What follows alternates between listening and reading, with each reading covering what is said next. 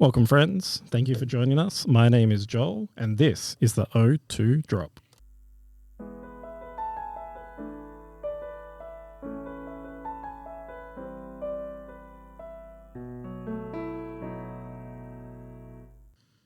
This is WA's VGC podcast, coming from Perth, home of the world's smallest regional championships. Today, I'm joined by my friends Dan. Hey, hey. Chris. Hey. Ethan. I'm here. Sliff. Fuck Philip Breed. And Mark. How's it going? So the Pokemon Video Game Championships have just had the European International Championships. But before we go into that, we're going to talk about something pretty important and pretty cringe going on in the Pokemon community, specifically on the Twitch streams. We're dealing with mission Don't Sexually Harass People, Impossible. Mark, I believe you have the first one. Yeah, I mean, let's set the scene, right? It's Saturday night. You've lit some candles, you've poured yourself a glass of wine, and you're settling in to watch the European International Championship Pokemon tournament. And all of a sudden, your eyes are assaulted with this comment squirming its way up the Twitch feed that someone who clearly needs to go have a wank has posted. So our two fantastic commentators, I believe it was Sierra and Lou. That's correct, yep. Doing their best to provide informative and interesting commentary for the Pokemon tournament. And this gentleman has said, I just can't get over the casting duo. What a couple of passion-filled beauties. And I would say those are inside thoughts. Those are thoughts you keep to yourself. it's partially... Imagine he was watching Liam Costa. It's kind of like a combination of one of those old guys who hasn't aged well and doesn't know how to keep their thoughts to themselves, but also just like the title of a really bad porno. It really is. It really is. These people put themselves in the public eye and they get assaulted with that kind of stuff. It's not great. It's not a good look on our community. But it's not just the women getting attacked by this form of harassment, is it, Ethan? No. So one Wolfie Glick, 2016 Pokemon World Champion, as everyone knows, posted a very innocuous tweet that said, made it to day 2 of European Internationals, just barely. Good on him. But this particular tweeter by the name of Freddy at Unicorn Overlord, you already know you're in for a treat, had this to say. Oh, Wolfie, I'm permabanned in Pokemon's official channel on Twitch for 2 years now for thirsting over you too much when you were on camera in VGC tournaments. Can you pull some strings, please, for me, daddy? And get me unbanned heart emoji.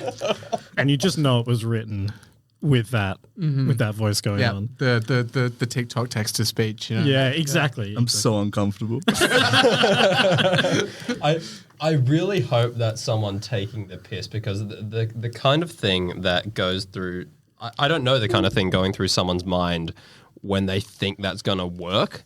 They're just like, oh, this will get me unbanned. I think as the token gay in the room, I'd like to point out that Wolfie is not really a daddy. I don't think that's his tribe. What category does he fall under now, for those listening? I would say otter. Otter. Or like a gamer with like G-A-Y spelling. Is that more of the twunk? Is that the...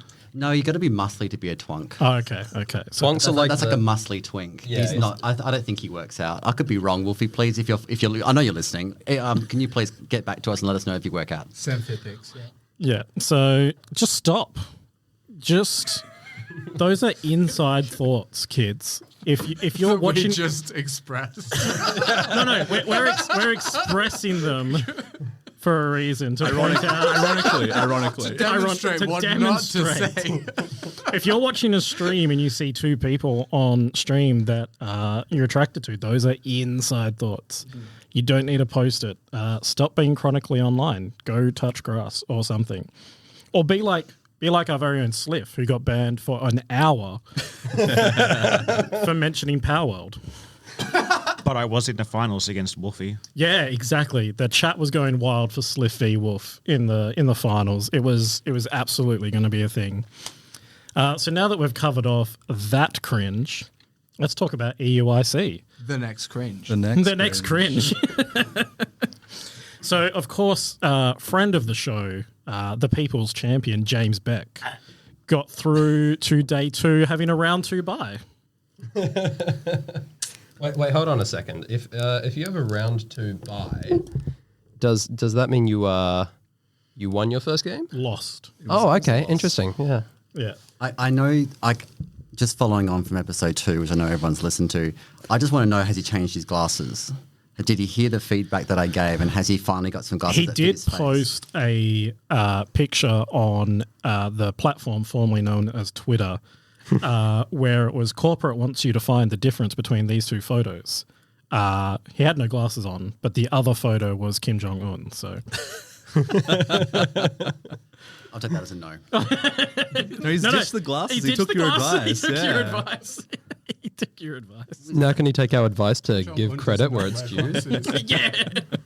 Yeah, James, when you hear this, Ethan has been waiting 2 years. all he wants is just a little... Please just link him in the description of your video. That's all we ask. Notice me, senpai. Okay, so we'll start with what Sliff likes to call the worst day to watch the stream. That's day 1. Of course, we were gifted by seeing Flavio Del Pidio absolutely cooking in round 2 or 3 on stream. He ran Bug Terror Baxcalibur, Rillaboom, Insin, Heatran, Gastrodon, Bug Terror as well, and Pheasantipity. Heat. Just a fantastic team all around. Unfortunately, he did get comprehensively clapped on stream, so... It was one of the worst defeats I've ever seen on a Pokemon stream, It was I so think. sad. I mean, we did watch the junior finals, That is true. That's but very it was true. really, really bad watching that team get demoralized. I just don't understand why it's got like the toxic chain ability and also runs toxic. Like, if you're going to go for poison, wouldn't you just go like spread moves and maximize the toxic chain chances? And only single target attacks as well. I always thought that Pheasantipity's whole thing was like Gleam, Icy Wind, spread as much poison as you can. I think It's Snarl as it has well. Snarl as well, yeah. So, Yeah. like, you should absolutely just be running that with as many spread moves as possible. It was running Moonblast, right? It was, yeah. At least. At least. With its base 77 special attack. I wonder if it needed Moonblast because Dazzling Gleam perhaps didn't even pick up the KO on Single Dark strike. Urshifu, yeah. No, surely. Who knows what was going through that man's head? I mean, Anyways. he finished Something. what? 7-2? He went 7-2 day 1. I do not know Ooh, where he he did finished up. charge. I don't think he made any sort of finals or any sort of placings. I think he might have been top 128. But I mean, look, fair play for taking that team to day 2. I think that in itself is an accomplishment, and we at Perth always love to see the most irredeemable jank make it to the second day of a tournament. It's a West Coast Gastrodon after all, so. And they use West Coast Gastrodon, exactly. The correct Gastrodon. Correct. Gastrodon. And this is why day 1 is good. Actually. You get to see all the jank. You don't see Pheasantipity on day 2 stream. Yeah, that's what I feel as well. I prefer watching on day 1 because that's Yeah. where you just see all the nonsense. Was it there was a Choice Specs Galarian Moltres as well at some point? I don't think it got brought, but it was. But he Not in had the- it. Not in that game, but yeah, he had it. That was one of the Okidogi teams, I believe. Yeah, yeah. Was that on Renzo Navarro? I think it might have been, yeah. Renzo Navarro ran a water Okidoki. Now, Mark is our resident Okidoki expert. Water, I think, is a good call. I feel. Actually, I'm not going to say what I think the best Terra is because Perth is in a week and I'm running it. This episode is going to come out after Perth. I think. No, it's this safe to is say. this is one day before you got to get your teams Oh, in. no. This one's dropping tomorrow, yeah. So don't forget to prep, kids. I know how widespread this podcast is, and I know everyone coming from over east and overseas is going to listen to it before Perth. So I won't be sharing any of my secrets. But when we talk about post Perth, I'm more than happy to break down what my Dogi looks like. Nice. But yes, you know, I think the 2 Okidogis I saw on stream were Terra Dragon and Terra Water, both of which I think are really good choices. But I do favour a slightly more offensive set. Yeah. I can't imagine what your terror would be, but we won't divulge that to the rest of the world. No spoilers. No spoilers. There was another team that the Perth VGC group went absolutely wild for. That was a Garchomp Sandvale run by Len Duel. He had Lycanroc, Tyranitar, Corviknight. I wrote Amazon, and that is not correct. Amoonguss. Amoonguss. Dragonite with Terra Fairy. And a Corviknight. And a Corviknight. And Sliff, of course, pointed out something very important about that Corviknight. The Corviknight, after clicking Tailwind, outsped the opponent's presumably Adamant Chin Pow, so it was probably a little bit speed invested, which I thought was cool, but I really hated the rest of the team. You mean you didn't like loaded dice scale shot Dragonite? That was great. What are you That was talking about? really cool. There were teams that ran that made day 2. We'll talk about that later.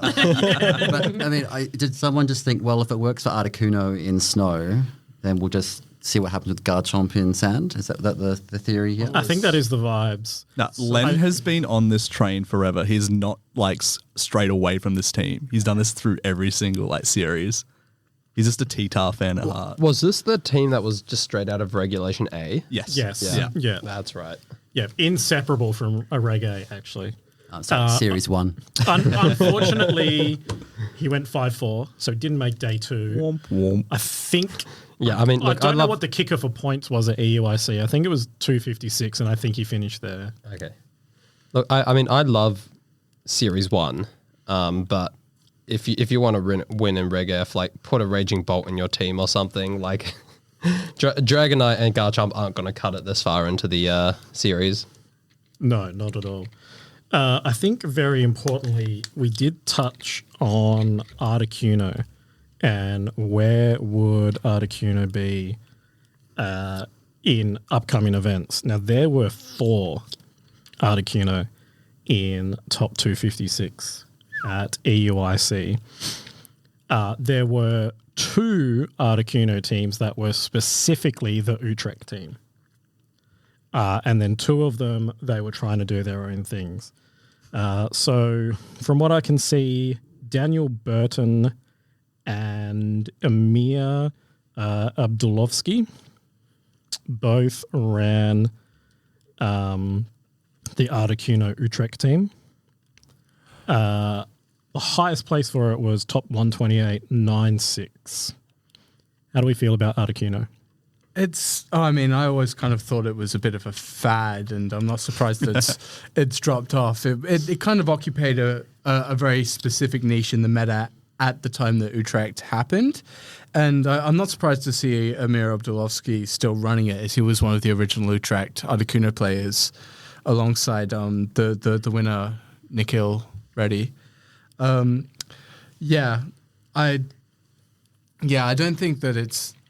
I don't think it's a bad team per se. I think it's very well built, but the meta moves extremely quickly in this format and has already, I think, shifted away from this team quite significantly, which is why I'm not surprised that only one of them made day 2. Yeah, I think importantly, when we're looking at the Top Card Explorer, we are only seeing 256 out of 975 teams. Yeah. So we don't know how many Articuno came and where others placed. So this is the best of Articuno. I would not be surprised if there were more that absolutely bombed. I'm just going to chime in as the resident Dondozo expert. Okay. For context. How many things are you going to qualify yourself as? To Well, context. I did have a villain arc, and I did run Dozo for a couple of months, and I was undefeated. Thank you. 2 PCs in a row, I won, and then took it to Melbourne Regionals, went 6-3. Didn't make day 2, but then topped another PC the next day with the Dozo team. I know how it works. This Danielle has tried to run 2-2-2 Dozo with Articuno Ninetales. I think that's a terrible idea. I just wanted to say it doesn't work. Why is that?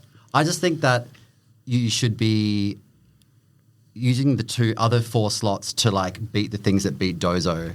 And I don't think what Dozo loses to. I guess Rillaboom kills Rillaboom, I guess. I don't know what the calcs are for EV Rillaboom against a couple of Blizzard spams. Probably pretty good, but it does do Terra Fire. But I think that it's just a bad idea. I think I'd be running to specifically run things in 2-2 Dozo that beat. Yeah, Dozo counters. this variant by Danielle is running Icicle Plate instead of Choice Specs as well. Interesting. So he's Yeah. got a Roost, Blizzard, Freeze Dry, and Protect. Yeah, looking through Top Card Explorer, there are 30 Dozo logged in top 256, and it looks like only a third of them were around with Tatsugiri. So I think that if Don Dozo is being run, it's the Dry Dozo set on dry the Dry Dozo build with Gouging Fire and Ting Lu. The Dozo the Tings, Santum yeah. Yawn. Yeah. Dan, you just did some deep diving in the corner there. How many Articuno did we have? Total out of the 974 teams was 21. 21. So 17. yeah, what's that? 20, just under 20% of the Articunos getting points. I think it's safe to say that 256 was the points allocation. So Probably. It's had its time in the snow. just to like compare that to the Perth, comparing it to the Perth metagame, we just had a PC on the same day, same weekend as UIC, and there was 0 Articuno. yeah, And we know all about getting points. So I mean, of course, there's going to be 0 Articuno when 50% of the players are bringing Torkoal. For anyone unfamiliar with the Perth metagame, it's all Torkoal at the moment. So when this episode comes out a day before Perth Regs, prep for Torkoal in the day that you have.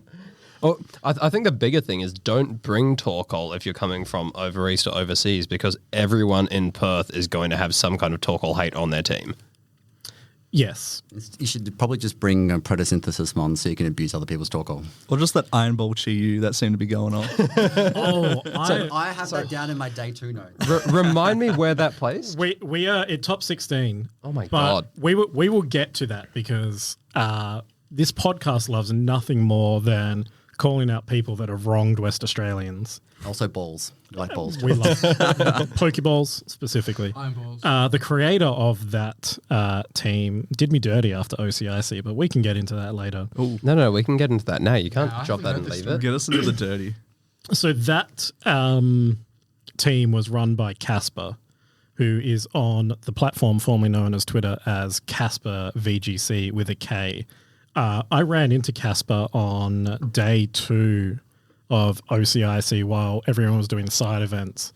And I spoke to him and sort of team built a little bit with him around like a Fling Landsat meme, trying to see how good we could build a Landsat focus item Goldengo. So what does Landsat Berry do? Landsat is focus energy in a berry. Okay, so it raises crit by Raises 2 crit. stages. Who was your Fling user in this scenario? Iron Bundle was who we were looking Okay, at. and presumably Goldengo's holding scope lens. Scope lens, thank you. Yeah. Sorry, the Freudian slip of Fling loser was magnificent. I said what I said. Yeah, so I met with him at OCIC, spoke about that, and then not 2 days later, no, it was on day 3 of OCIC 2023. So the next day. The next day, he goes on Discord, he goes, "Oh, hey, dude, I need $200. Can you help me out? If you give me $200, I'll give you 2 VGC training sessions for free." That's not 2 VGC training sessions. That's $100 a training session. What does he know what the word free means? That's more than twice what Sliff charges. I know. This dude obviously thinks he's way better results. than Joe UX9. So, So also the guy cooking Fling Landsat Berry into Goldengo is wanting to give people lessons on how to play VGC. yeah, after running Iron Ball Chi-Yu. I mean, we can't knock that. He came in toxic scene. I mean, we can, but judge check on a Chi-Yu with 0 IV speed. Like, who was trying to catch that when when Scarlet Violet dropped? Can even drop with 0 speed? It can, yeah, because it can? has 3 guarantees. Yeah, okay. And they're not like fixed like Koraidon, Miraidon. I can confirm that I used up my Master Ball catching a 0 speed Ting Lu on my first playthrough. I just like stayed in front of it, kept resetting it, and Who just hurt Master Balled you? it. Well, if you're just using a Master Ball, not actually having to battle it, it doesn't take That's that super long. quick. I think I ended up with a 2 speed Ting Lu because I didn't have the dedication. So you can reset Like a soft reset. Yeah, you can soft reset after each catch, and the stats will be different every time you catch Yes, it. yeah. You don't have to replay the entire game to try to get one with different No, stats. it's not like Enamorous. Okay, yeah. Okay, judge check on all Enamorous as well. Yeah. Because the only way to check your your stats from PLA is to import the Pokemon into another game, being Scarlet Violet, check the stats. If it's the wrong stats, you got to replay PLA to the point of Enamorous. Yeah, do hack check Enamorous. I think that's a good call. All Enamorous, hack check. Or Yes. just don't run Enamorous. And we're definitely not calling out the one junior who ran Enamorous, by the way. This isn't targeted. He made finals. There were probably more than one junior running Enamorous. It was just one made it to the very finals, guaranteed his Worlds invite, and made a bunch of prize money. Did With that ridiculous pink did turtle. any Masters run Enamorous? It doesn't look like it. Yes, there is one in top 256, name of Diego Bonomi Garrido. Try again. Diego Bonomi Garrido, thank There you we very go. much. He also had Iron Moth and Wo Chen on the team, so Oh my god. your mileage may fucking vary. Oh my, show me this team. I shout out to all Wochen users. Shout out to Moxie Boosted, one of my favorite YouTubers who runs Wochen all the time. If you're listening, Marco. This is also the only Wo Chen in top 256 of EUIC. It's I'm shocked. There was too. 3 Therian Enamorous out of the 974 and 1 Incarnate, really... which is nuts. I Are don't they running think... the Thunder strat? They went 3 and 6, so they're running some strat. It appears it was a Skarmory, Urshidark, Clodsire, Walking Wake, and Graphite Eye. Holy fuck, I'm in love. Is it weird that with all of those Pokemon, like all of those mid-tier Pokemon, I still think Walking Wake is worse than some of the Pokemon on that team? I got beaten by a Clodsire on ladder the other day. Shout out to finding James Powell's Perth Regionals team. Stop calling him out. No one outside of this room knows who that is. James, come back. We love Just you. hurt his feelings. It's already dead. We need our lawful casual. So the last bit of day one, very important and something that we may have accidentally manifested in chat. Ah, yes. Kieran Singh, local hero, Melbourne Regionals champion, ended up pairing up against fellow Australian Megan Rattle at 6-2 in round 9 for the winning in. Megan, I believe, went top 4 in the 2022 World Championships. She does play at a really high level. Yes. Very, very skilled player. If you believe Kieran, the matchup was stacked against him. Could have just been that he got outplayed. Who knows? Wasn't she running the Yawn Dozo Tinglu? She was, yeah. That was his worst matchup. I spoke to him about Sure. Yeah. Yeah. So we were all really hyped to see Kieran face off in a win-and-in showdown against another Australian. And then it happened and it fucked him over a little bit, I think. So, Kieran, if you're listening to this, we're very sorry for willing that into existence.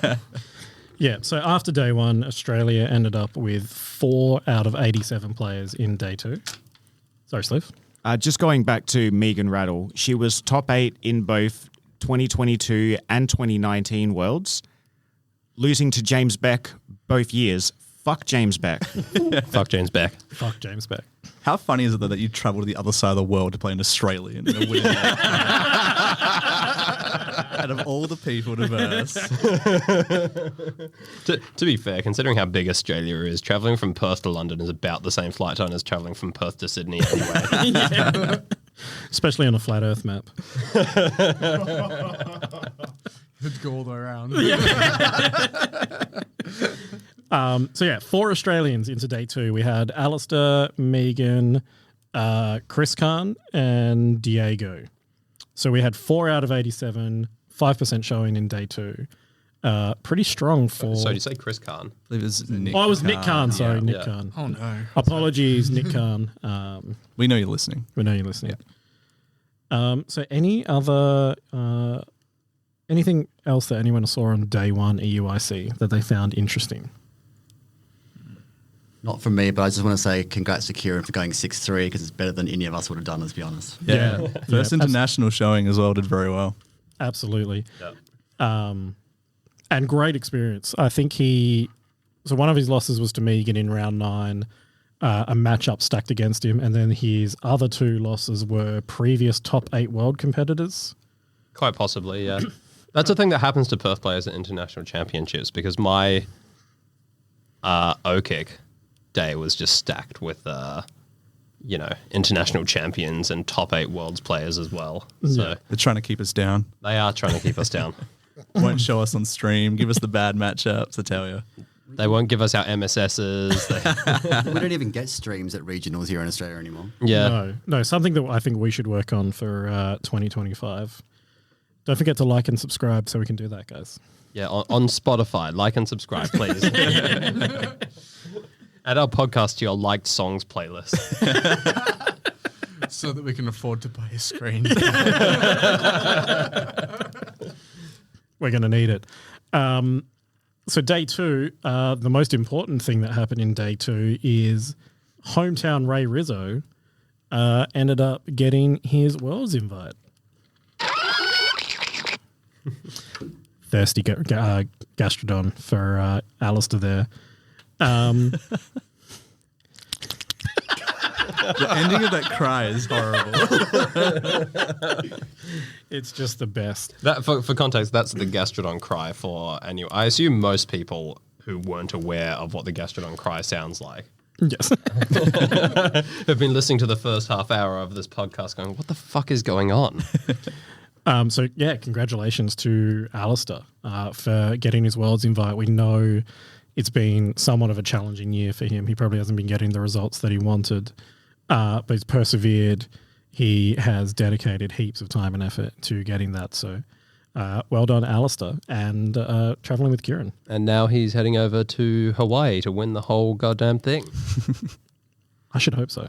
Or come second to Kieran, either way. And hopefully be on stream at least once. Yeah, we can only spend so many stream points in saying get the Aussies on stream. I know. And when you bet on the wrong senior to win finals as well and you lose all your points, it's very heartbreaking. How can I shitpost without my Twitch points? Exactly. Gambling on children is morally fine and is free and legal. Hunger Games of Pokemon. So day 2, I unfortunately didn't catch too much because adults have to do food shopping, unfortunately. But round 15 highlight for me, Eduardo David Puerto Rico, huge +3 Fairy Dengo in game 1. I can't remember if it was Terror Blast or Dazzling Gleam, but he just sat there in front of the opposition, just clicking Nasty Plot until he was at +6, and then just swept that game. That wasn't actually the only Nasty Plot Goldengo on the day 2 stream, because there was that other team that was up against the Belly Drum Chestnut.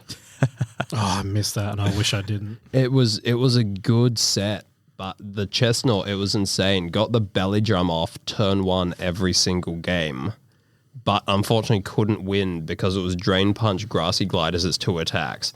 Just couldn't touch the Goldengo even at +6. It couldn't win because it was a chestnut. Yeah. I think despite the fact that it had Belly Drum and that priority move, it was still hindered by the fact that it was Chestnut. It was a very interesting set, actually, because in the game 2 of that stream, he did manage to muscle through the Goldengo with the Chestnut, because Grassy Glide was enough to just 2-shot it. Unfortunately, in my opinion, he didn't play out the rest of the game all that well, and so I don't think the Chestnut kind of got the best showing that it could. It was a very tornadous weak team, which is not something you want to say about any team in this format. It's not a particularly offensive Pokemon. No, but it did do well enough that I wouldn't be surprised if we see more of it, because that's the kind of thing that people like to play. Very innovative. Yeah, innovative. People like Belly Drum. Seeing Number go into Big Number is really good for the endorphins. Big number make happy. Big Number make happy, exactly. So I would not be surprised if we see at least one Belly Drum Chestnut at regionals. Yeah, supported by basically a pretty standard team. Chien Pao, Insin, Raging Bolt, Rillaboom, and Urshifu Rapid Strike. Yeah, just all things geared towards maximizing that number. Chien-Pao, Rillaboom, just beef up that Grassy Glide to the fullest extent. And then just a nice balance chord to try and position it. This man saw Fluttermane and was like, I don't like that. I want to kill it. And goes, Shadow Ball can't touch me. Terrifier, Fairy can't touch me. Haha, one shot glides it. So I think he's onto something. That's how you build a team in this format. yeah, it is funny. Like I versed it in the GC as well, and then it beat me. I was like, what is this thing doing? And it proceeds to just like drain punch back to full each time. I was like, well, guess I lose. So I mean, Fluttermane's fallen off a little bit, hasn't it? Yeah, Fluttermane was outside of the top 6 for usage on day 2. The first time ever since it I dropped I in think- Regulation B, is that correct? Yeah, the princess has lost her crown for now. When you look at day 2 usage, top 45 out of 87 teams Insin, followed by Raging Bolt 41, Urshifu Rapid 39, Chien 33, Landorus 31, and Rillaboom 29. That's basically a team. it is a team. Someone ran it, I'm pretty sure. And then people at our locals were saying that is my team anyway. So. Speaking of boring, like average teams of just like good mons, I'd like to give a shout out to Aaron Cybertron Zhang for finally coming up with an original team and not stealing all of mine. In case you haven't listened to the first few episodes yet, there is a Zangspiracy against us in Perth. Every time we come up with teams, as soon as we battle someone on the internet or at an event, suddenly Cybertron's making a video about it the next day. Without any credit. And he ran Lando Eye, Rillaboom, Raging Bolt, Urshifu, Surging Rapid Strikes is the one, Incineroar and Chien-Pao. So it's boring. Sorry, can I just double check? Was that not top 6 usage? I feel like Roll again one time. Chien-Pao, Incineroar, Yep. Urshifu Rapid Strike, Yep. Rillaboom, Raging Bolt, Lando Eye. Yep, that's the top 6. So he obviously ran out of time to look at our teams in Perth. He just quickly copy and pasted the 6 usage ones and He read the day 2 script. He's like, what's going to be the top What's gonna be the 6? top There it is. That's my team. I just want to give a shout out to the Twitch chat on Championship Sunday, by the way. Chris, just for you, hashtag Zangspiracy. People were posting it. I've got screenshots. There's proof. It's real. The one caveat of the usage, though, is Ogerpon. Of course, because of all of its types, it doesn't appear, but there was 21 Hearth, 20 Wellspring, and 2 of the correct Cornerstone form. So Ogerpon actually came in second, technically, at 43. as I predicted in episode 1, Grass Ogerpon is garbage. Not even 900 idiots in London collectively decided to run a single Ogerpon. Dan, you need to get the usage for us on Ogerpon in the 975. All right. I'll go digging. I don't. Surely there's not one. It's There's so got to be bad. at least one idiot in London, right? Hang on, how many? Before we get the answer, who wants to put bets on? I'm going to say 2 Yeah, take your guesses. Ooh, overall, overall. none in day 2. I'll go none in day 2. No, we're talking day 1. This is overall how many Ogerpons of each type? Specifically teal, I'll go in on 3. 3, 7. 7. Okay. I'm committed. I think a donut. I think 0. Look, we read out some teams earlier that had what was that one that had It was a Clodsire before. It was a Clodsire, Graphite Eye. Clodsire, Graphii, Walking Wake, they're all better than Grass Pond. I'll stick with the 2. I'll go 5. You're not giving them enough credit. There was 15 in total. Jesus Christ. And none of them made points. Can we talk about, just quickly, since we're talking about Ogerpon, am I allowed to just quickly mention the usage at our last PC, or will that upset people? Absolutely, go ahead. Okay, we had 8 Torkoal and 5 Cornerstone Ogerpon at our last PC. It was won by Ogerpon Torkoal, by the way. Hashtag Cornicole. Trademark, you can't say it. It'll be on Cybertron's videos tomorrow. 4 of those 8 Torkoal made top cut, and 4 of those 5 Cornerstone Ogerpon made top cut. The one that didn't was me. I bubbled out in 9th. Three of those corner call teams beat me in that PC. So they were my 3 losses. Oh, I'm sorry, I lied. There was 5 Ogerpon in top 256. Yeah, there was a grass Ogerpon in top 16. The Bug Heatron dude. I'm sorry, there was running it. what? Yeah. Sam Danica had his grass pond there. There it is. Nah, man, Must that's be a typo. Team sheet error. Team sheet error. Why is he's running that with Galarian Zapdos? There's 2 Defiant Mons, and oh my god, this guy I clearly hate- just speaking- I he hate hates Incineroar, the Incineroar. team, He's got Landorus as well to Earth Power it. Heatran to eat up the Flare Blitz. Clear He just- amulet backs as well, wasn't it? That- Yeah, clear Amulet back Excalibur. It was a full anti-Incineroar team. But I just want to give a shout out to myself. Because episode 2, I said that Scarf Gapdos was on the rise, and here we are, top 16 next weekend. They obviously listened to the podcast and thought, yep, Chris is right, Scarf Gapdos. This is Obama giving Obama the medal.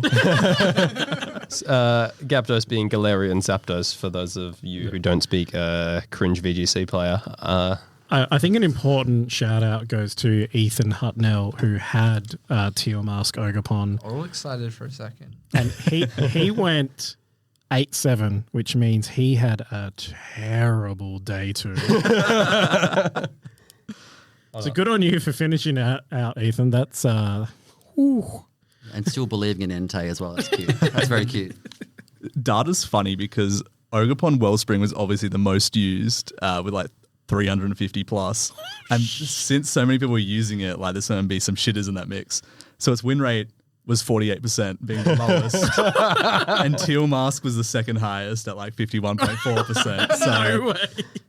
small There you have percentages is hilarious. I don't believe it. It is interesting, actually, to see the usage of the 2 main Ogerpon forms sort of evening out a little bit. I don't think it's fair to sort of lump them all in as one Pokemon because they all play very differently. Agreed. And yeah, just to see Hearthflames sort of start to take the mantle again over Wellspring when it was so dominant at the start of the format is very interesting to me, I think. People have figured out its mini Zacian. Like it gets the boost. It's extremely strong. Big number, make happy. Yeah. Big number do make happy. The +1 Terrafire Ivy Cudgel does some devastating things, Stomps. even when resisted. It's Yeah. the physical equivalent of the Specs Overheat from Chi. And it is a 1 in 8 crit as well. Yes. Yeah. 1 in 8 or something. Yeah. Something like that. It is interesting, like in a format that's so sort of void of decent water types. Maybe it's like related to the uptick of Rapid Strike Urshifu coming back in after Single Strike.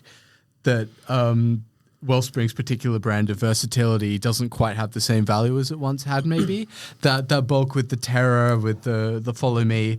I think the offensiveness of Hearthflame is more worth the team slot, perhaps, to a lot of people at the moment. And it's very much a fire type meta at the moment. So. Yeah, I think if you're choosing between the two. Yeah. I think like what the game has slowed down, like the meta. Everyone's doing setup now. So what kind of setup? Big bonk. Exactly. Just click SD, kill things. Exactly. So speaking of setup, we actually talked about Rainbridge last episode. That is Pelipper Arcalodon or Rain Arcalodon. And there were 3 in top 16 of 3 Arcalodon Rain teams. Failed to crack top 8. Yeah, including, which we alluded to this earlier, that one of them had had a Psy Spam Hatterene in DD mode The Iron with Ball a Chi-Yu Iron team. Ball Chi-Yu with the in the Rain team. Hang on, is this the same Casper Calio that you were talking about earlier? This is. Casper Calio. Nasty plot Chi-Yu in Trick Room with Iron Ball, and Yeah, I'm a there is. fan. I'm a fan of this team. I think it's brilliant. And for the low price of $200, he can teach you how to pilot it. Yeah, I'll tell you what, that was a nasty plot. It was the nastiest plot at OCIC. Obviously, he's learned a lot since that Lancet Berry Goldango Stone Blend set. He's come far. Because if he's learned anything, he'd know the best way to do crit Goldango is to go Terra Dragon Goldango next to Haxorus with Mold Breaker and Dragon Cheer. Mold Breaker so that you can get around the good as gold and use Dragon Cheer on your own Pokemon. to boost yourself up to +3 with a scope lens. And you just gave that out for free. That wasn't even $200. Yeah, I did give it out for free, and I realised I probably shouldn't have leaked my regionals tech on the podcast. Like and subscribe. At Comrade Clown VGC. The problem with that strategy is you're running Haxorus. That's the issue I see. And you're going to get swept by a Flutter main. Yeah, well, that goes without saying, Chris. Speaking of Flutter main, I want to loop back around to that because we were talking a little bit in episode 2 about the uptick of booster energy over choice specs builds, and that continues to kind of be on the rise. And I find it interesting that Flutter main's usage is starting to abate, and I can't help but wonder if the two are correlated somehow. The downtick of choice specs is kind of leading people to look in other places, or it's making Flutter main slightly less effective somehow. Yeah, I think it's got to do with, as Dan said earlier, the meta's slowing down. Pokemon are getting bulkier and slower, and I feel like the previous just kind of oppressiveness that was a Specs Flutter main that could go Terra, Fairy, Dazzling Gleam, and just threaten knockouts in both your Pokemon, just put out that consistent Easier to damage. tank. It's become less useful in a slower format. It's almost similar to Series 12 in Sword and Shield, which we examined a few times within our own group, that the longer a format sticks around, the thicker it gets. Yes. By the time we had Girthier. the cringier, when we look at Worlds 2022, we saw so many 1 and 2 and 3 HP survivals back when we could actually see the HP Yeah. of both Mons. Game Freak, fix it for Gen 10. And that season had been around for 8 months at the time. I could be wrong. It lasted a while. Yeah, and now it's back in the form of Series 14 if we ever go back to that game. So yeah, I think this is the last month for Regulation F, so I think we're definitely getting girthier and thicker. And Flutter main needs to invest a lot into bulk to survive anything physical. For sure. So I suppose in that sense, it's not surprising that it's kind of switching to a slightly more supportive capacity in a lot of ways. A lot of them are Icy-Wind Taunt nowadays. A lot of them are dropping Shadow Ball altogether because they're just investing fully in that Fairy type offense and just sort of supporting the teammates being immune to Fake Out, having that niche rather than just balls to the wall offense as we've seen in the past. Yeah. Of the 28 Flutter main in day 2, 18 booster energy, 10 choice specs. No other item? No other item. 13 Icy Wind and 10 Taunt. Weirdly enough, only 27 out of 28 Moonblast.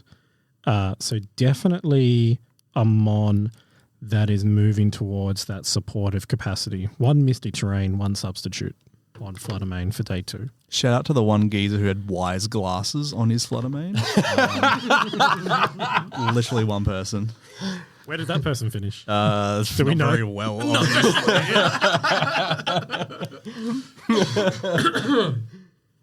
Incredible. I still find it so strange that despite having such a wide move pool and so many different things you can do with it, Flutter main, even though it is branching out into this more supportive thing, it still continues to be such a one-trick pony. In that it's like across all the Flutter main in day 2, 2 different items. 2. That's like there's a bunch of things you could be doing with Flutter main and everyone's just doing 2 of them. Yeah, exactly.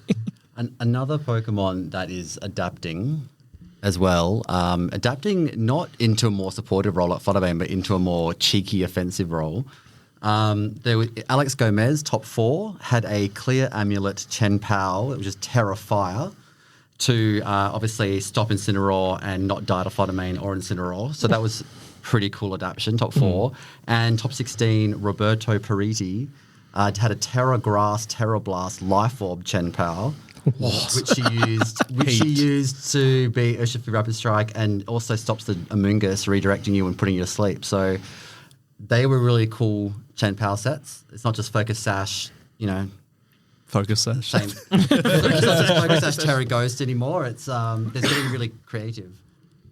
It's interesting to look at those two teams in particular, actually, from Roberto Peretti and Alex Gomez. They're both running Urshi Rapid Strike with defensive terrors. And I've kind of been wondering when people would start to divest from running Terra Water all the time, which is, of course, a great offensive tool, but with Raging Bolt and Rillaboom in the meta, I've always thought that it kind of limited Urshi Rapid Strike quite a lot. And it's interesting to see things like Terra Grass and Terra Fire starting to pop up a little bit more so that Urshi can be used in more situations. Yeah, I think that Urshifu by Alex Gomez had Mystic Water. So it's probably hitting the numbers it needs for things like the Ogerpon Cornerstone. Sliff, you have some hot takes on the way Alex Gomez plays. Are we allowed to say? Yeah, I don't like him. Like, for the love of God, just like click a button that is not the switch button, mate. All you do is U-turn, protect, fake out, parting shot, go to timer. Here in Perth, Australia, we do not acknowledge the switch button. No, the switch button is the A button on my Switch. Which is always hovering over the one attack at the top of every of my Pokemon, which is the biggest one they have. We're not cowards here in Perth. We don't retreat. Start the match and walk away. I think my notes from his top 8 match, Alex got finessed in game 1. And then good pivoting around in game 2. The third point is cringe. Good pivoting around is just code for a really boring game to watch as all of the Pokemon move around without fucking doing anything. But in all seriousness, Alex Gomez, clearly an incredible player. He won NAIC last year. He got disqualified from Liverpool this year. Very, very good player. Just fucking knock something out turn 1, mate. Go hard. Thank you for listening to Alex. We really appreciate it. Please share it with your audience. Thank you. I forget, is Alex Spanish? Is he a fan of... Yes. He's a fan of explosions. Which is ironic since nothing goes boom in his games. You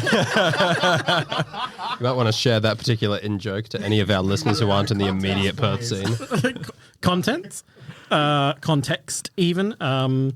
I believe it was Soto. Alex Soto has been given a lifetime ban because he threatened TPCI with things that go boom.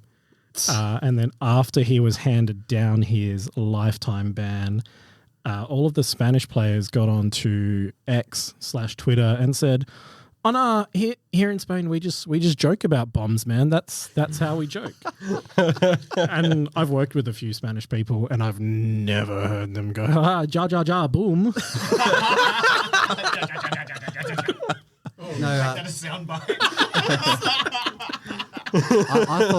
thought Spanish players were too busy cloning Zero Speed Tingaroos.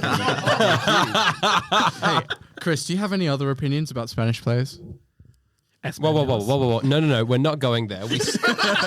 We started this podcast by... We don't objectify players. By condemning the objectification of players. We're not going to listen to Chris's opinion about the Spanish players. All I'm gonna say to that is please respond to my follow request on Instagram. Can we objectify Alex Soto, seeing as he's no longer a player? I mean, he's still a human. He's got an explosive personality.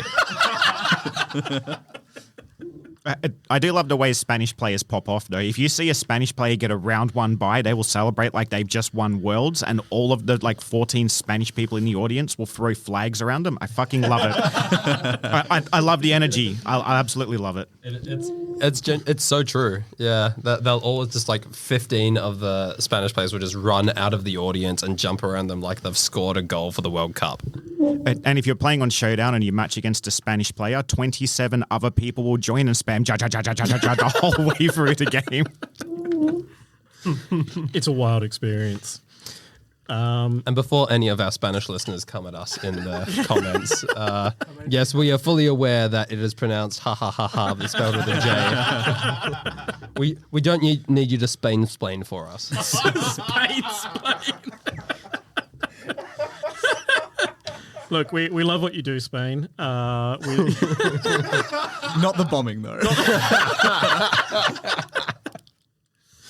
I'm just imagining Pauline Hanson's next campaign. Please explain. We love that like 20 of you rocked up with the same Tinglu that had the same trainer ID. So get good, scrubs. Anyway, top 8. Friend of WA. Even though he doesn't know it, we all love him. Aurelian Solar. Yes. Them, I believe. Them. I apologize if I have gotten that wrong, Aurelian. Aurelian Solar. They topped 8. Ethan, you are potentially the biggest Aurelian fan in Perth. Would you like to go through their team? I have loved Aurelian Sula ever since they brought a Volcarona. In an early reg, I just latched onto French Volcarona they them like Olympic. But no, it's been really, really interesting to watch Aurelian Sula play in the recent tournaments. This one, as well as Utrecht.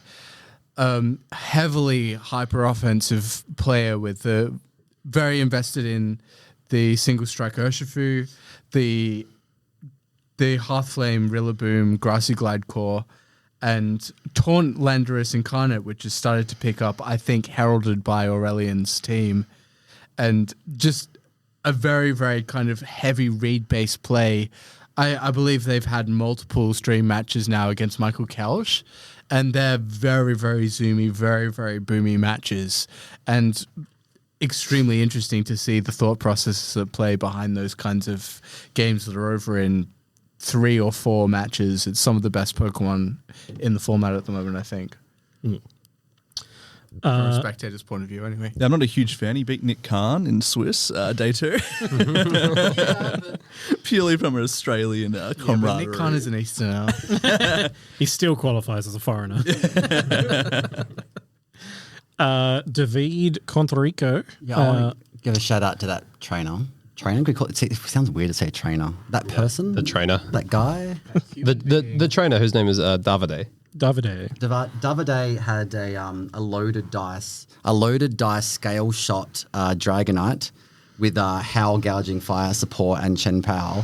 It was like a Terra Steel Dragonite, had Protect. So it didn't have like the Assault Vest or the Choice Band or any of those other things going around. This was like full gimmick loaded dice Dragon Scale. And it does make sense because after a Howl Boost and a Scale Shot, you are like outspeeding and just one-shotting things. Like it's a pretty crazy idea. I love it.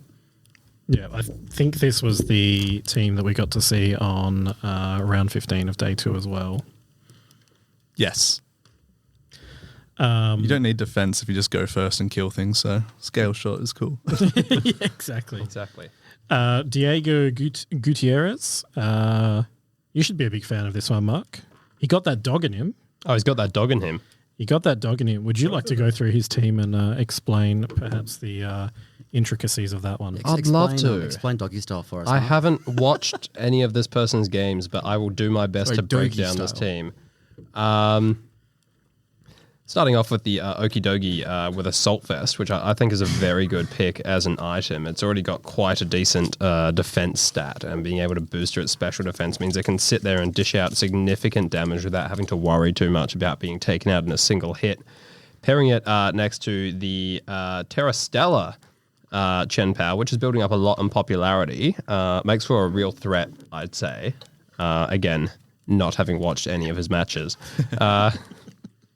Ogerpon Wellspring, I don't know. It's there. Everyone runs it. You know what it does. Landorus, I don't know what you want from me, man. I love the Okidogi. The rest of this is it's the same shit. It's the same shit. I really just wanted you to talk about doggy style. That's the other podcast. Oh, sorry. Yeah, that's Late Nights with Mark. Yeah. Okay, continuing to move on through our top AM Masters, we come across Luca Ciribelli. That is a very just meta team. I think we can... Boring, move on. Boring. Alex Gomez, Burner. Sliff. I think we've already covered off this team, but hot takes. So I'll quickly open up the team. So what have we got? We've got Fake Out and U-Turn, Fake Out and Parting Shot. Oh, there was no U-Turn on your Urshifu. Well, that's fucking ingenuity, isn't it? Team sheet error. Yeah. Oh, wow. Calm Mind, Raging Bolt. That's new. Daring today, aren't we? Well, at least the Goldingo can actually kill things after it clicks nasty plot eventually, but I don't think he brought it on stream because he realized I built a team of like 4 shit mons that don't die, and then Chin Pao lowers my mon's defense, which makes them get killed. I won't bring it, and Goldingo threatens like immediate offensive pressure. I won't bring that either. So garbage team. Next. Next. Real quick, the Shuka Berry was cool. Was a good meta call. Surviving Lando eyes, which were abundant. I didn't even notice that. I just saw Real Big more fake out U-turn and kept scrolling. You're just like yellow berries, probably citrus. Yeah, a Shukaberry on Incineroar. So moving on, we get to, I'm probably going to get this wrong and I apologize in advance. Yorion, Rajimakas. We got a Roaring Moon, a Porygon 2, Goldengo, Landorus, Incineroar, and the Shroom. I like this team. I think it's really, really cool. Just sort of seeing Porygon not in a pure Trick Room capacity, just as a bulky mon using Trick Room as speed control is... I think it's one of the best ways to use Trick Room rather than just going all in on a hard archetype, especially in this kind of format where everybody is slowing down and getting bulkier, and they have switch-ins for the big Trick Room attackers like Torkoal and like both Ursaluna forms, etc. Interesting that the Roaring Moon is not carrying Tailwind in this build. No, I would hazard a guess that this one is an attack boosting one. I believe this set was used by the Melbourne Regional Champion. Oh, Kieran Singh, friend of the show. Kieran Singh, friend of the show, Melbourne Regional Champion, did in fact at Melbourne use a Roaring Moon with Protect, Knockoff, Acrobatics, and Dragon Dance. Terra Flying, Booster Energy. I mean, it's got a top 4 at EUIC and a Melbourne Championship, so some would say it's a pretty good build.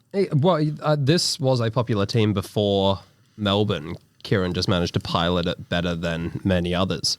But I would hazard a guess that it is booster attack, as that is how they usually go. It is interesting to see a Rocky Helmet Amoonguss as well. Now that Single Strike is coming back into the format, people are just starting to catch on with that again. And leaving the Citrus Berry behind is the default. It's still very much the majority item on Amoonguss, and Amoonguss itself isn't all that present in the top teams here, but it's always something that everybody has to be aware of. And as Rocky Helmet comes back, and I think it will with Single Strike, I believe that it's going to be one of the premier sort of threats going forward.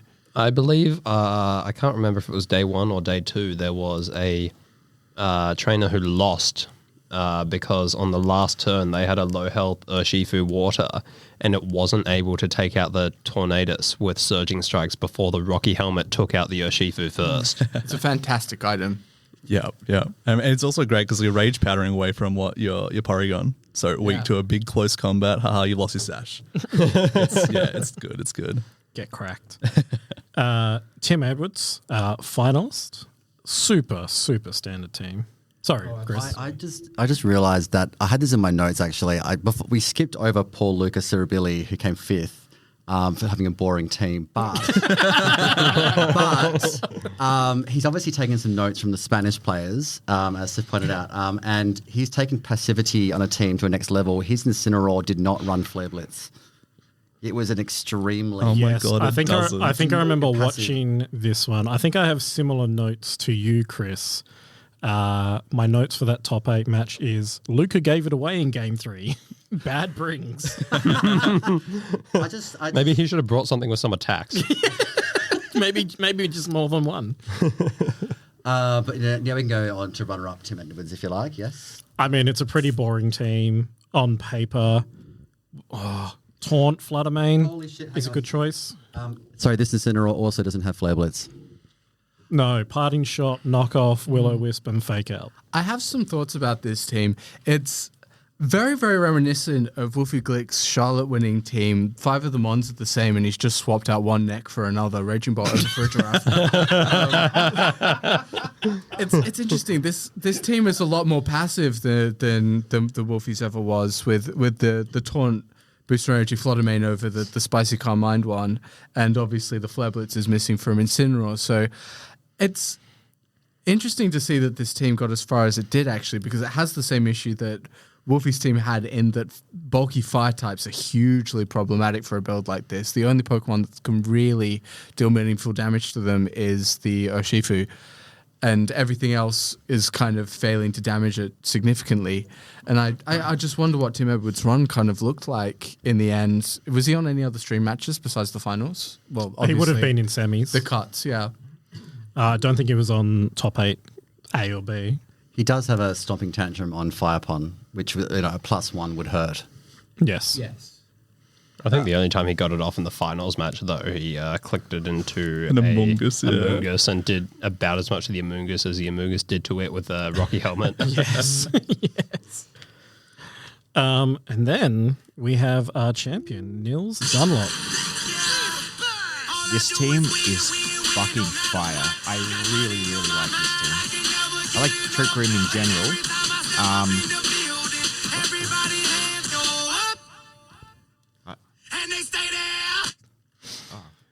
I mean, you could have kept on going, Slick.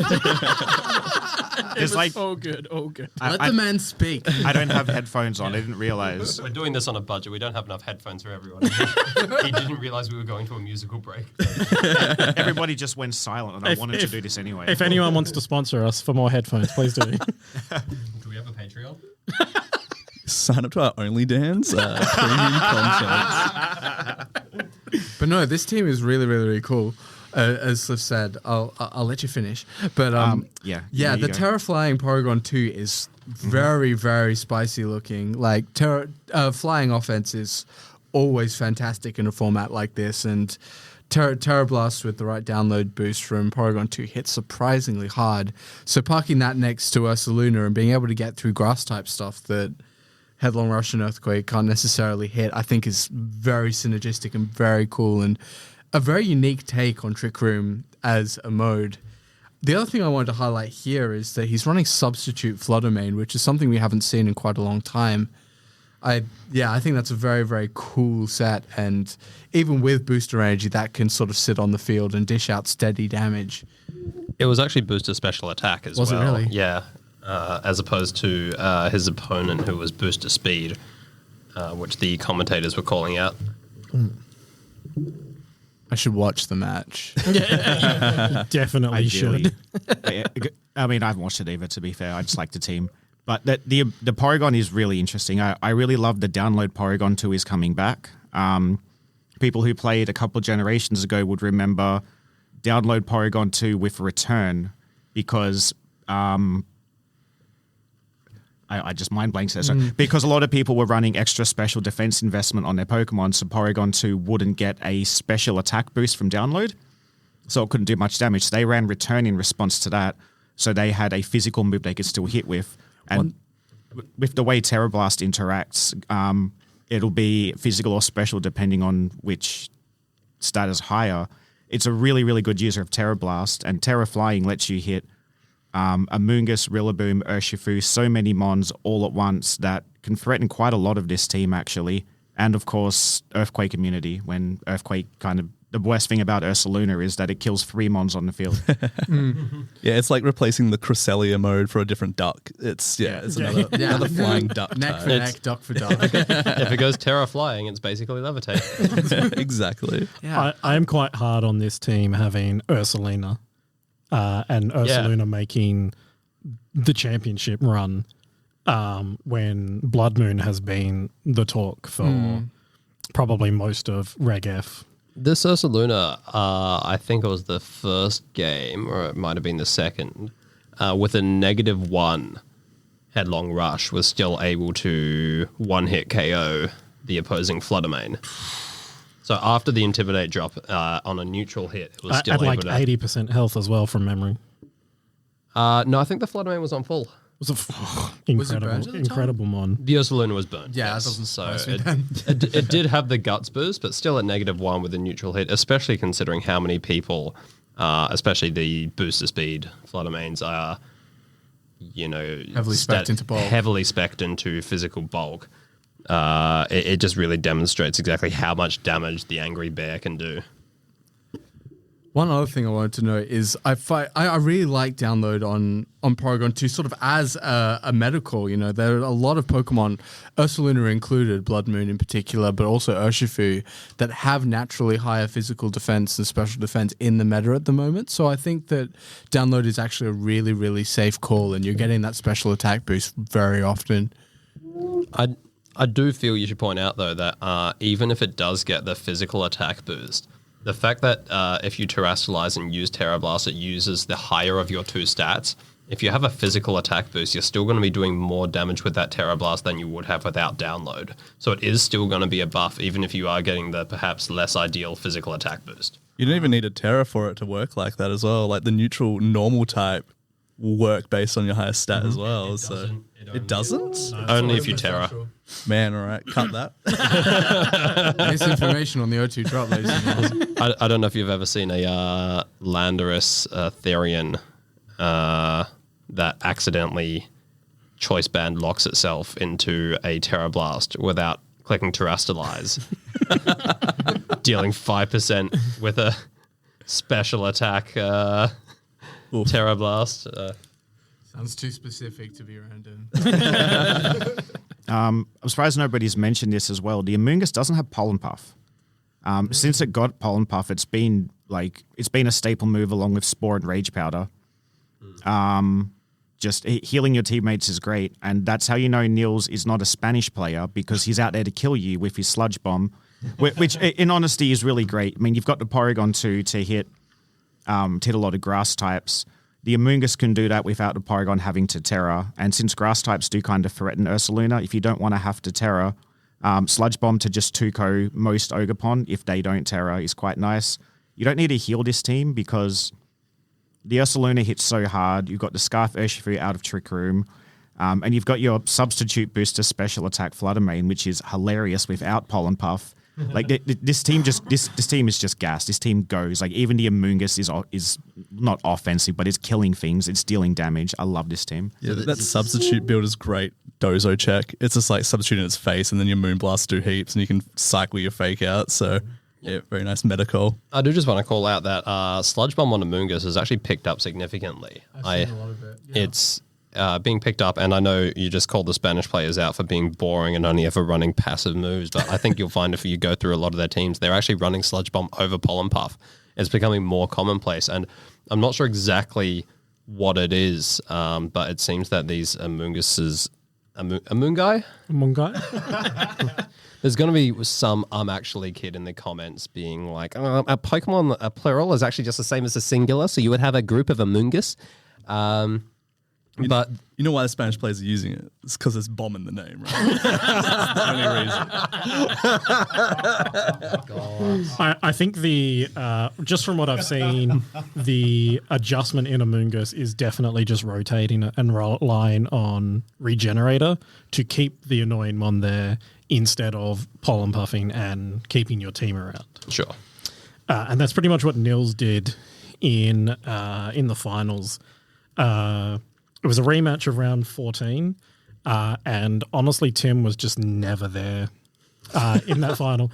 It was a very long final, probably 17, 18 turns, but Nils was just always ahead in that match. Good reads. He got a massive Spore read on an Ogerpon Terroring in game one, which just changed the outcome to definitely Nils. Like it was maybe like 60-40 Nils at that point, and that read, incredible. I love to watch it. Yeah, well, congratulations, Nils. I know you're listening. Big fan. Obviously, he's seen what we're doing with Trick Room here in Perth. As Sif pointed out, it is a Trick Room meta. 8 Torque Hole or whatever on the weekend. So, yeah, we're just proving that we're ahead of the curve. Trick Room wins the last regional. And, Absolutely. Yeah. I don't think he clicked it once in the final game, but it's still good to see Trick Room. It was on the moveset. It was on the team sheet that counts.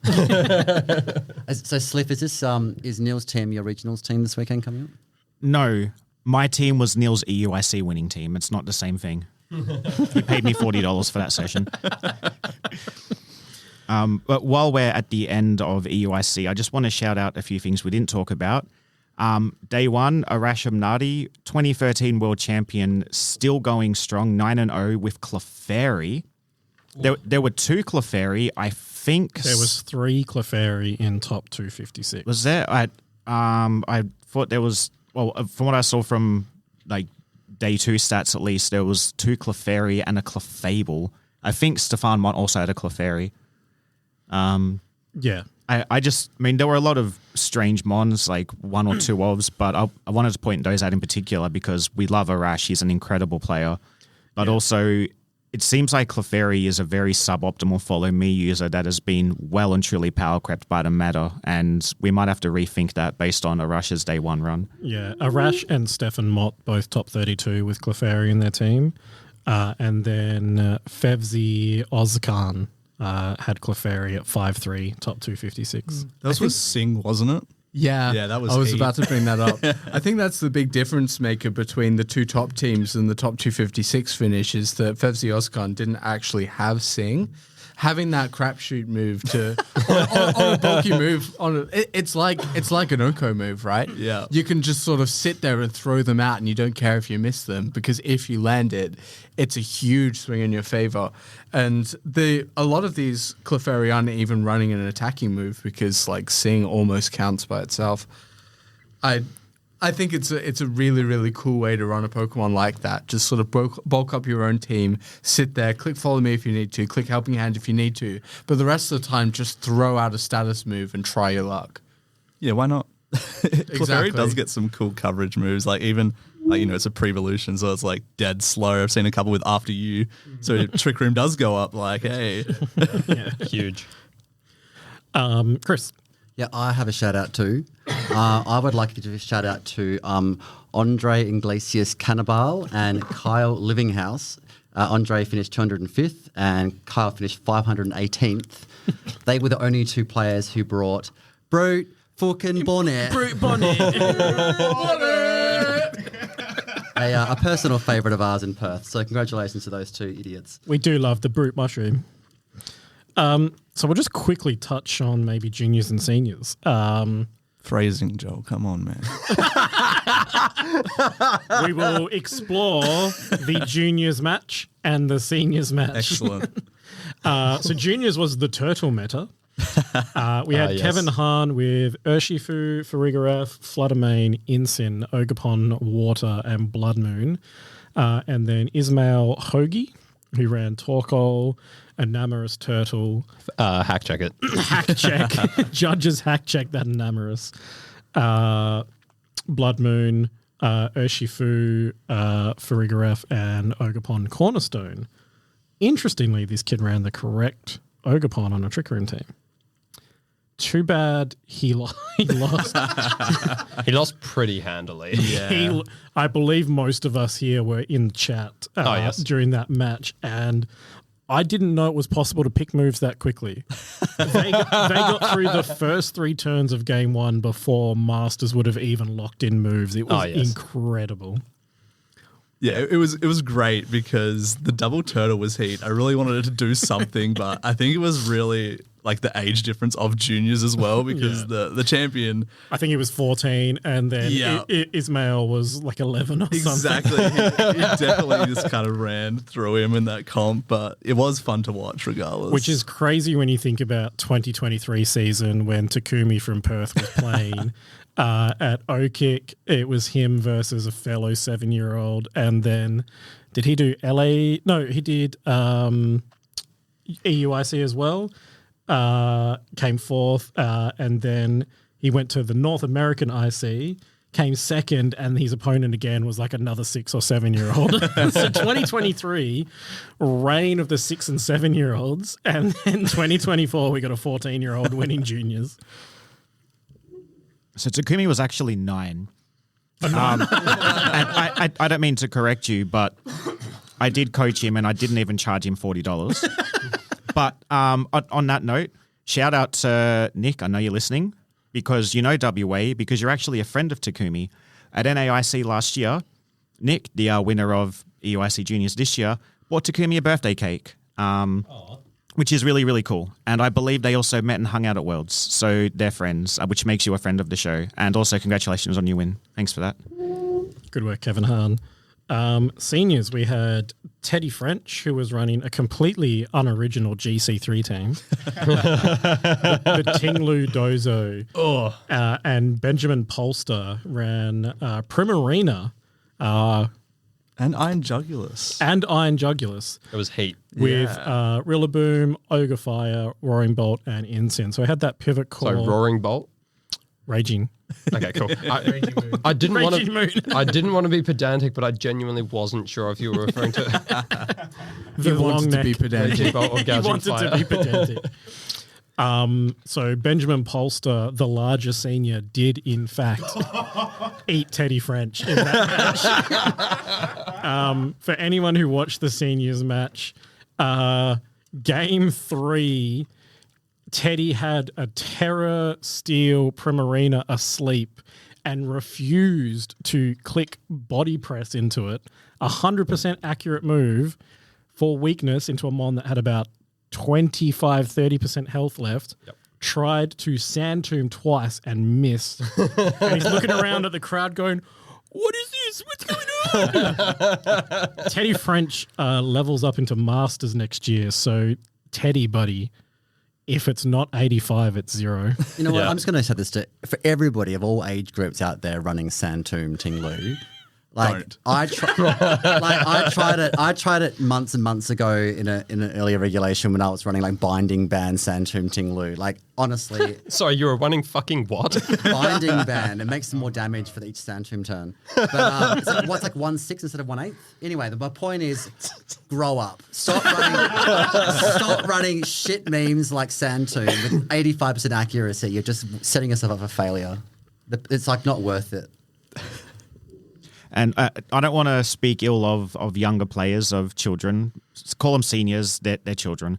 But when you miss Sand Tomb, don't look at the crowd and throw your hands up like it's the worst thing that's ever happened to you, and then fist pump when you land it 4 turns later. Nobody likes that attitude. That behavior is unacceptable. I can't wait till you get to Masters. Come to Perth Regionals. In fairness, the kid's like 16. That likely is the worst thing that's ever happened to him. Outside of maybe his crush dating Josh K from the other class. It's a lot of money on the line for a kid as well. Like, That's true. That's so true. many V-Bucks. So many V-Bucks. Small aside, would it be cool if the seniors division was actually a seniors division? Just get a bunch of octogenarians. We were playing talking about Pokemon? this earlier. We need a veterans division in Pokemon.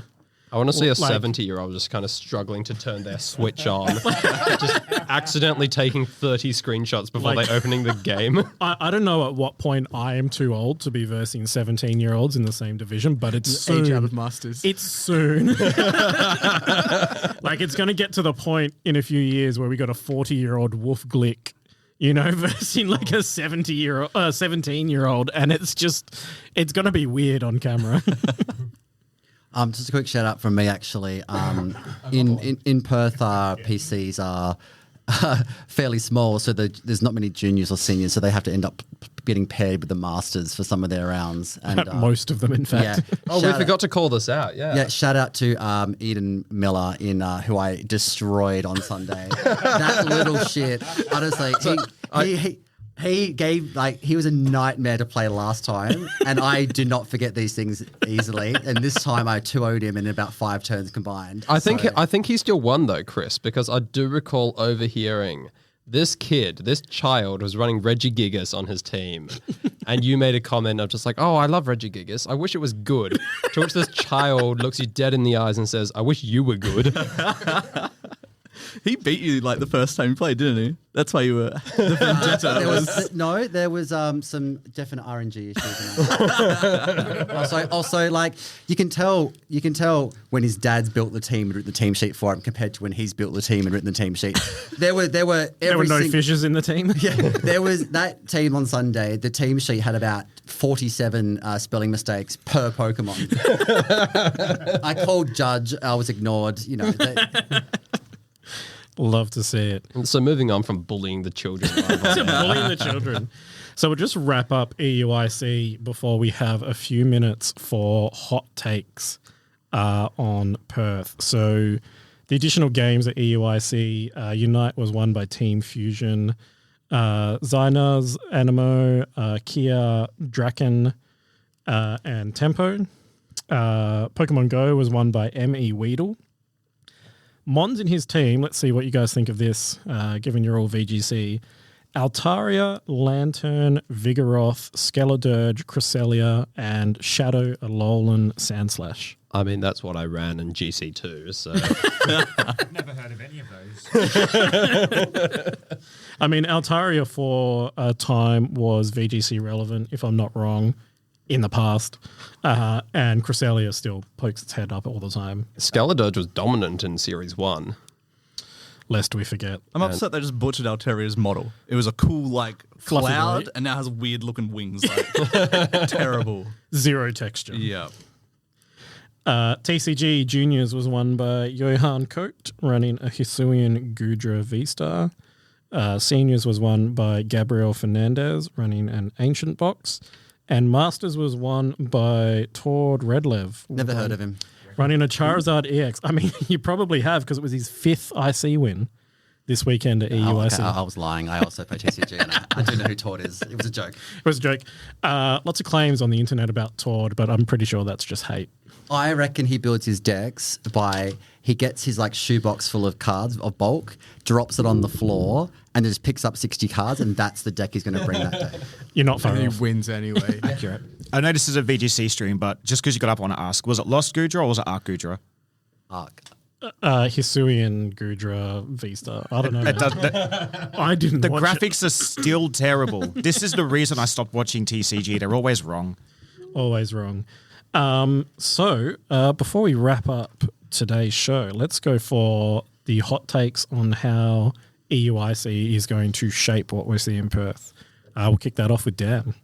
Unfortunately, I think we'll see a lot of Dozo Tinglu. Do not want to. A lot of people ran it, and it seems like it'll do well. So there'll be that, and there'll be P2. So get ready for stall, bring your own Fisher, kill something in one go is my hot take. Nice. Chris. Look, there'll be a lot of Trick Room teams with Torkoal and stuff. We already know that. But I think the winner will probably end up running something like a balanced team, like what Kieran and Alistair are running. I think that'll probably be the team that wins it, which I think is really boring. So for a hot take, cycle back to me. I'll give you a hot take at the end. Okay, Ethan. I think UIC is just slightly too soon to have a huge impact on Perth, sort of on a wide scale. But I do think we will see a little bit of an uptick in Porygon and Ursaluna after Nils Dunlop's team.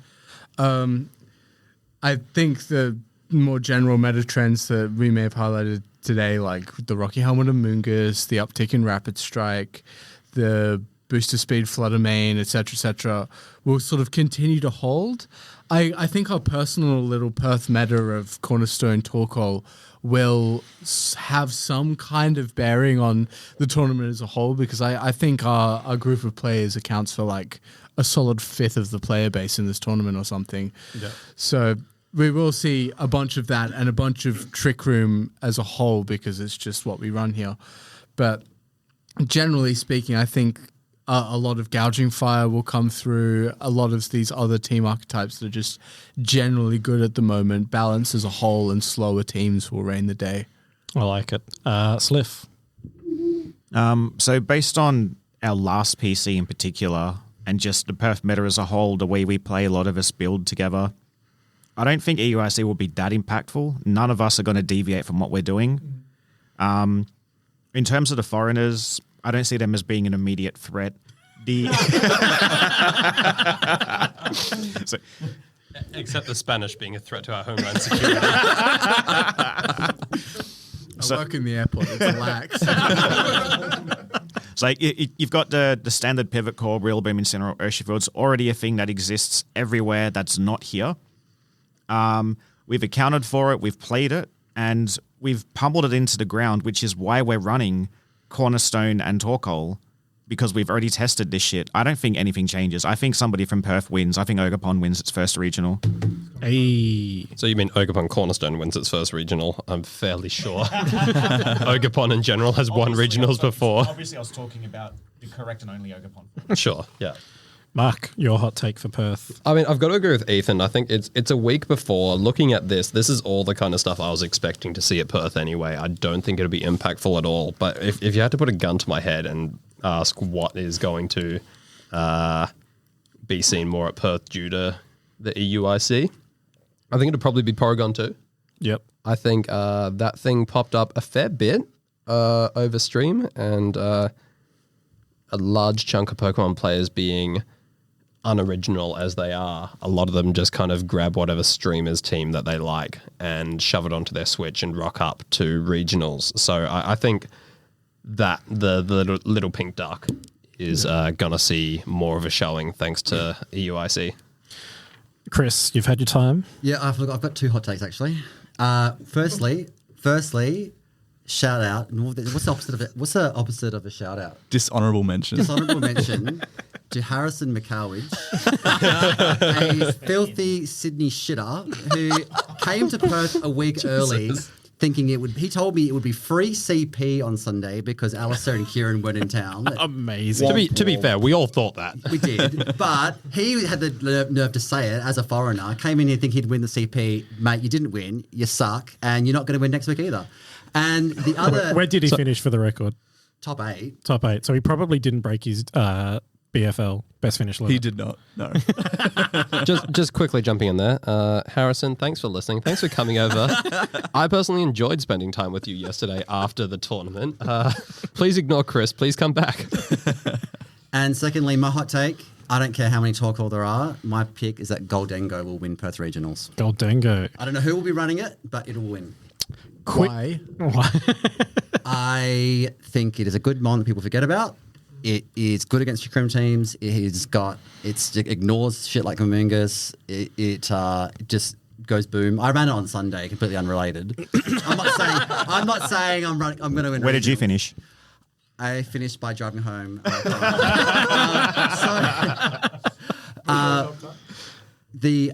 yeah, I think Goldengo. It's well, Mark, you should be on board with this. It's zoom and boom. You just set up Tailwind, go like Terra Steel, make it rain. Nasty plot if you're lucky. I don't think Goldengo is zoom and boom. Goldengo is sit there for a bit, plot nastily, and then boom. Boom with fairy moves. I've got a feeling in my Terra waters, that Goldengo wins. Amazing. We do forget, and we have not touched on, that Orlando is on the same weekend as Perth. Orlando gets a stream for some reason. I can't imagine why such a big regionals would get a stream when we have the world's smallest regional on the same weekend. So, super quick, Dan. How similar will the winning teams of Perth and Orlando be? Oh, not at all. Not at all? We have our own custom meta. Agreed. Chris? Similarity between Perth and Orlando. Yeah, in terms of the winning team. Okay, like Orlando's in Florida, and I don't know if any of you have ever Googled your Orlando It was man. quick take, Chris. Have you ever Googled Florida man and Florida then your man birthday? gets eaten. No, I haven't. Yeah. Do it. Google Florida man and then your birthday, and then there'll be some ridiculous story. Florida people are crazy. Someone will bring Skeledirge. there will be gators. So I think it'll be something stupid. I don't know who's going. Probably is Wolfie going? Probably not. When's he on stream? When's he on stream? Wolfie on stream. It will look nothing like that P2. I don't think the Florida people have got the brain cells to build that team. So I think it'll just be some boring crap. Some boring balance. Ethan, how similar will Orlando look to Perth? To Perth, I got to agree that I think they're going to be apples and oranges. But if we're talking about EYC, I think the meta will line up quite a bit more. I mean, Orlando is just going to be one of those fuck off massive American regionals that everyone shows up to. Yeah. Wolfie on stream, the whole bit. Wolfie on stream for all 9 rounds. Yeah, it's basically going Give to be... the people what they want. I think it's going to be even more of a meta fest than EUIC was. We're just going to see a lot of standard builds and just like a last hurrah for Reg F before the new format comes in. That's my take. Sliff. Perth will not be like that. No, it won't. Orlando's just going to look like EUIC, honestly. It's going to be pivot core, the wrong Ogerpon, the crap that we've all beaten into the ground. Perth is going to be much cooler, much funnier, and I mean just better because if you're not running talk all year long. Also, quickly, Harrison, the locals here know him as Heatwave Jugular Sky. I have a history of him. Ignore what Chris said. I have forgiven you, and I'm the one you hurt. To be honest, I think I'm just bitter because he's straight. Those are inside thoughts, Chris. Yeah, we really started the stream by condemning, sexual harassment of players, and then we invited Chris to share his opinions.